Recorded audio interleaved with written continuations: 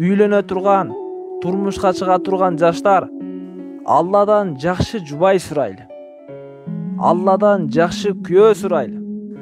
Уламалар айтат, кайсыл бир адам жакшы аял сурай турган болсо, жакшы күйөө сурай турган болсо, анда үйлөнгөнгө чейин, турмуш курганга чейин бул дуаны дайым окуп жүрсүн, Алла Таала сөзсүз ага жакшы жубай, жакшы күйөө берет dedi. Rabbana atina fid dunya hasana wa fil ahireti hasana wa qina azaban nar. Биздин Роббибиз бизге дүйнөнүн дагы, ахиреттин дагы жакшылыгын бергин. Бизди тозоктун азабынан сактагын деген дуа. Дүйнөнүн жакшылыктары ден соолук, кенен үй, кенен ырыскы, пайдалуу илим, жакшы амалдар, жакшы улоо, ошондой эле дүйнөнүн жакшылыктарынан дагы бир жакшылыгы заужа хасана, жакшы аял, жакшы күйөө.